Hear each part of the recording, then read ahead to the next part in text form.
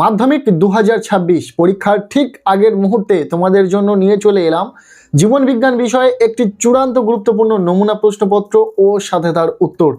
এই নমুনা প্রশ্নপত্রে থাকা প্রতিটা প্রশ্ন পরীক্ষার জন্য ভীষণ গুরুত্বপূর্ণ, পরীক্ষাতে আসার মতো প্রশ্ন। কাজেই তোমরা যারা জীবন বিজ্ঞান পরীক্ষাতে ভালো রেজাল্ট করতে চাইছো, অবশ্যই এই নমুনা প্রশ্নপত্রে থাকা ছোট বড় প্রতিটা প্রশ্ন খুব ভালো করে পড়ে রাখো। এখান থেকে বেশ কিছু প্রশ্ন তোমাদের পরীক্ষাতে কমন আসতে চলেছে। সো প্রথম থেকে আমরা সম্পূর্ণ প্রশ্নপত্রটি দেখে নেব। প্রশ্নপত্রের শুরুতে রয়েছে 1 দাগ, বলা হচ্ছে প্রতিটি প্রশ্নের সঠিক উত্তরটি নির্বাচন করো। এখানে 15টি এমসিকিউ টাইপ প্রশ্নের উত্তর লিখতে হবে। প্রতিটি প্রশ্নের মান 1 করে, টোটাল 15 নম্বর রয়েছে। প্রথম প্রশ্ন, ক্যালোরি জনিত হরমোন বলা হয়, উত্তর হবে অপশান সি থাইরক্সিন। এবার দ্বিতীয় প্রশ্ন, প্রতিবর্তী কেন্দ্র বা রিলে সেন্টার হিসাবে কাজ করে, উত্তর হবে থ্যালামাস, অর্থাৎ রাইট অ্যান্সার অপশান এ। এরপর 1.3-এর প্রশ্ন, যে স্নায়ু দ্বারা উদ্দীপনা কেন্দ্রীয় স্নায়ুতন্ত্রে পৌঁছায় তাকে বলে, উত্তর হবে অন্তঃব্রাহী, অর্থাৎ রাইট অ্যান্সার অপশান এ। 1.4-এর প্রশ্ন, মাইটোসিসের যে দশায় সিস্টার ক্রোমাটিড দুটি আলাদা হয়ে যায় তা হলো, উত্তর হবে অ্যানাফেজ, অর্থাৎ রাইট অ্যান্সার অপশান সি। 1.5-এর প্রশ্ন, গেমিউল গঠনের মাধ্যমে বংশ বিস্তার করে, উত্তর হবে স্পঞ্জ। এরপর 1.6-এর প্রশ্ন, কোষ বিভাজনের কোন দশায় নিউক্লিয়াসে ডিএনএর সংখ্যা দ্বিগুণ হয়, উত্তর হবে এস দশা। ভীষণ ইম্পর্টেন্ট একটি প্রশ্ন। এরপর 1.7-এর প্রশ্ন, ভ্রূণস্থলীর মধ্যে পুং গ্যামেট ও স্ত্রী গ্যামেটের মিলনকে বলে, উত্তর হবে সিনগ্যামি, অর্থাৎ রাইট অ্যান্সার অপশান বি। এরপর 1.8-এর প্রশ্ন, স্বাভাবিক মাতার সঙ্গে থ্যালাসেমিয়া বাহক পিতার বিবাহ হলে দ্বিতীয় সন্তানের থ্যালাসেমিয়ায় আক্রান্ত হওয়ার সম্ভাবনা কত, উত্তর হবে 0%। 1.9-এর প্রশ্ন, অটোজোম বাহিত প্রচ্ছন্ন জিন ঘটিত মানব রোগটি হলো, উত্তর হবে থ্যালাসেমিয়া। এই যে এমসিকিউ টাইপ প্রশ্নগুলো দেখছো, এগুলি ভীষণ ইম্পর্টেন্ট। এছাড়াও আমরা সম্পূর্ণ বই থেকে বাছাই করা সেরা 50টি প্লাস এমসিকিউ টাইপ প্রশ্ন শেয়ার করেছি। সেই সাজেশন ভিডিওটি এখনও পর্যন্ত যদি না দেখে থাকো, আমি এই ভিডিওর ডেসক্রিপশানে সেই ভিডিওর লিঙ্ক দিয়ে রাখবো, অবশ্যই দেখে নেবে। এরপর 1.10-এর প্রশ্ন, কোসার্ভেট তত্ত্বের প্রবক্তা হলেন, উত্তর হবে অপারিন, অর্থাৎ রাইট অ্যান্সার অপশান সি। 1.11 নম্বর প্রশ্ন, পাখির ডানা ও প্রজাপতির ডানা হলো, উত্তর হবে সমবৃত্তীয় অঙ্গ।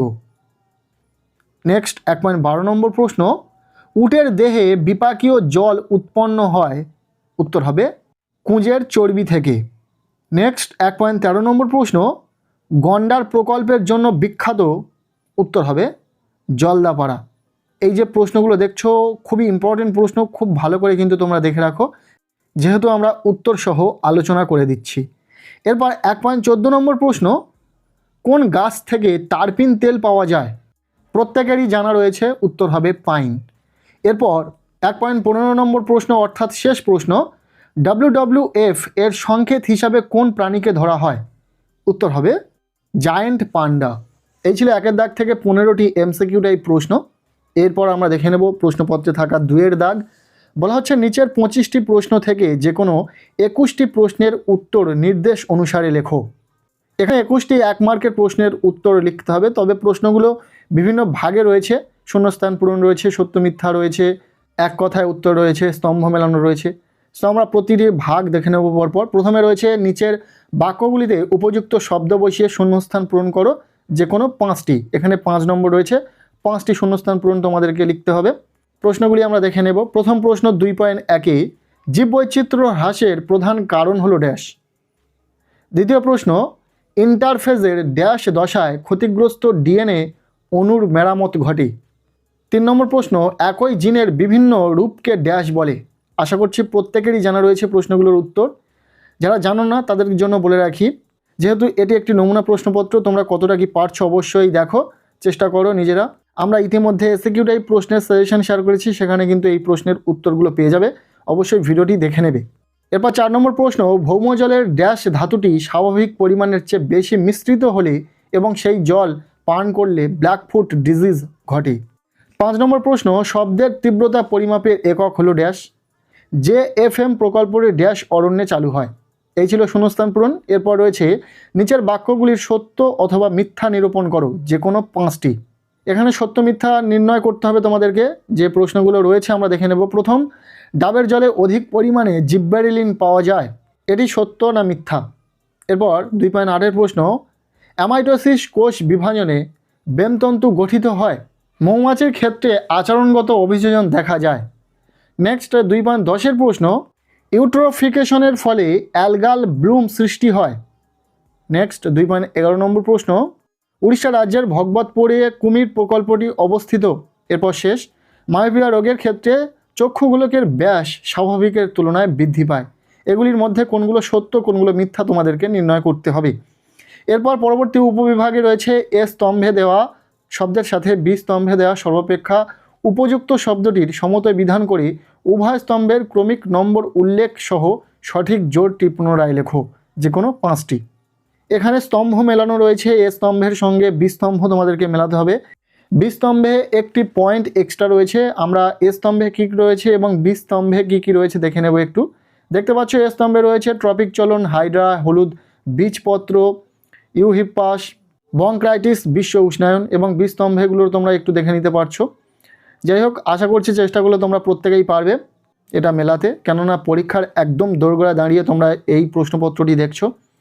এরপর পরবর্তী উপবিভাগে বলা হচ্ছে একটি শব্দে বা একটি বাক্যে উত্তর দাও, যে কোনো 6টি। এখানে কিছু সংক্ষিপ্ত প্রশ্ন রয়েছে। 6টি প্রশ্নের উত্তর লিখতে হবে। 6 নম্বর রয়েছে। প্রথম যে প্রশ্নটি রয়েছে, বিসদৃশ শব্দটি বেছে লেখো। Aqueous humour, vitreous humour, retina lens, এগুলির মধ্যে কোনটা বেমানান সেটা নির্বাচন করতে হবে। এরপর 20 নম্বর প্রশ্ন, পায়রার দেহে প্রতি ডানাতে রেমিজেসের সংখ্যা কত? এরপর 21 নম্বর প্রশ্ন, নিচের প্রথম শব্দ জোড়টির সম্পর্ক বুঝে দ্বিতীয় শব্দ জোড়টির শূন্যস্থানে উপযুক্ত শব্দ বসাও। কী কী রয়েছে? বেমতন্তু ড্যাশ প্রোটিন সংশ্লেষ রাইবোজোম। এরপর 2.22 নম্বর প্রশ্ন, মেন্ডেল কোন পদ্ধতিতে জনিত উদ্ভিদের ফুলগুলিকে স্ত্রী ফুলে পরিণত করেছিলেন? ইম্পর্টেন্ট প্রশ্ন। এরপর 23 নম্বর প্রশ্ন, অসম্পূর্ণ প্রকটতার ক্ষেত্রে F2 জনুতে ফিনোটাইপ ও জিনোটাইপের অনুপাত কত? 2.24 নম্বর প্রশ্ন, অনেক জেরোফাইটের পাতা কাঁটায় রূপান্তরিত হয়েছে কেন? 2.25 নম্বর প্রশ্ন, নিচের 4টি বিষয়ের মধ্যে কোনো 3টি অপর বিষয়টির অন্তর্ভুক্ত, সেই বিষয়টি খুঁজে বার করে লেখো। কি কি রয়েছে আমরা দেখে নেব। ম্যানগ্রোভ ধ্বংস সাধন, মিষ্টি জলের সংকট, সুন্দরবনের সমস্যা এবং কৃষি জমির লবণাক্তকরণ। এই 4টির মধ্যে 3টি একটি বিষয়ের অন্তর্গত। এই বিষয়টি কি সেটা আশা করছি তোমরা বুঝে গেছো। এরপর 2.26 নম্বর প্রশ্ন, জীববৈচিত্র্য সংরক্ষণের জন্য প্রথম আন্তর্জাতিক সম্মেলনের নাম লেখো। এই ছিল কিছু 1 নম্বরের প্রশ্ন। এরপর আমরা দেখে নেব প্রশ্নপত্রে থাকা 3-এর দাগ। বলা হচ্ছে নিচের 17টি প্রশ্ন থেকে যে কোনো 12টি প্রশ্নের উত্তর 2-3 বাক্যে লেখো। এখানে রয়েছে 2 মার্কের প্রশ্ন। মোট 12টি প্রশ্নের উত্তর লিখতে হবে। টোটাল 24 নম্বর রয়েছে। সো 2 মার্কের প্রশ্নগুলি আমরা একদম প্রথম থেকে দেখে নেব। প্রথম প্রশ্ন, ট্রপিক চলন ও ন্যাস্টিক চলনের মধ্যে দুটি পার্থক্য লেখো। ইম্পর্টেন্ট প্রশ্ন। এরপর দ্বিতীয় প্রশ্ন, নিম্নলিখিত দুটি বিষয়ে মেনিনজেস ও CSF এর মধ্যে পার্থক্য লেখো। কী কী বিষয়ে? অবস্থান এবং কাজ। খুব ভালো করে পড়বে। এরপর 3 নম্বর প্রশ্ন, রুই মাছের গমনে মায়োটম পেশির ভূমিকা লেখো। 4 নম্বর প্রশ্ন, ফ্লেক্সর পেশি কাকে বলে? উদাহরণ দাও। 5 নম্বর প্রশ্ন, মেটাফেজ প্লেট কি? এরপর 6 নম্বর প্রশ্ন, পতঙ্গ পরাগী ফুলের দুটি বৈশিষ্ট্য লেখো। এরপর 7 নম্বর প্রশ্ন, অটোগ্যামি ও জেনোগ্যামি বলতে কি বোঝো? নেক্সট 8 নম্বর প্রশ্ন, প্রকরণের একটি কারণ ক্রসিং ওভার ব্যাখ্যা করো। এরপর 9 নম্বর প্রশ্ন, বেটে মটর গাছ সর্বদাই খাঁটি হয় কেন? প্রশ্নগুলো কিন্তু ভীষণ ইম্পর্টেন্ট। আমরা 2 মার্কের জন্য ঠিক কোন প্রশ্নগুলো পড়তে হবে সেই নিয়ে সাজেশন দিয়েছি, তোমরা দেখে নেবে।